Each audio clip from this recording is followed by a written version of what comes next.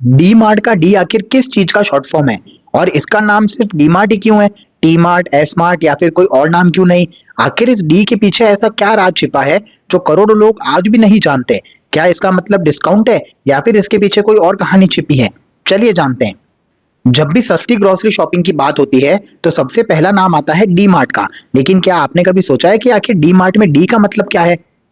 ज्यादातर लोगों को लगता है कि इसका मतलब डिस्काउंट होगा, क्योंकि डी मार्ट हमेशा कम कीमतों के लिए जाना जाता है। लेकिन असली जवाब कुछ और है। असल में डी मार्ट का डी इसके फाउंडर दमानी के नाम से आया है, यानी दमानी मार्ट, जिसे छोटा करके डी मार्ट बना दिया गया। अब सवाल यह है कि आखिर ये दमानी कौन है?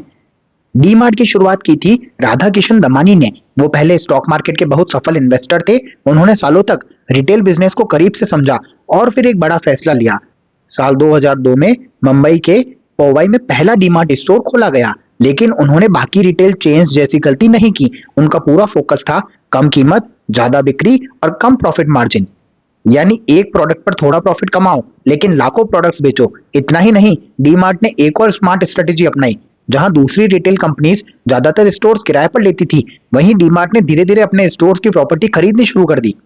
इससे हर महीने का भारी रेंट बच गया और वही बचत कस्टमर्स को कम कीमत के रूप में मिलने लगी। यही वजह है कि डी मार्ट आज भी कई प्रोडक्ट्स पर अपने कॉम्पिटिटर से सस्ती कीमत देने में सफल रहता है। आज डीमार्ट भारत के सबसे सफल रिटेल ब्रांड्स में गिना जाता है और इसकी पेरेंट कंपनी एवेन्यू सुपरमार्ट्स अरबों रुपए की कंपनी बन चुकी है। तो अगली बार जब आप डीमार्ट जाएं तो याद रखिएगा कि इसका डी डिस्काउंट नहीं बल्कि दमानी है, और इसी सोच ने भारत का रिटेल मार्केट बदल दिया है। अब बताइए कि आपको पहले से पता था कि डीमार्ट का डी दमानी के नाम पर रखा गया है? कमेंट में जरूर बताइए और ऐसी ही इंटरेस्टिंग बिजनेस स्टोरीज के लिए फॉलो करना मत भूलिए।